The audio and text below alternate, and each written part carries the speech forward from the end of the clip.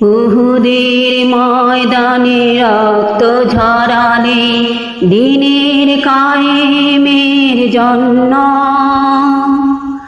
পাথরের বুকেও ফুটালে ফুল, মনুষ্য জাতি ছিল শূন্য।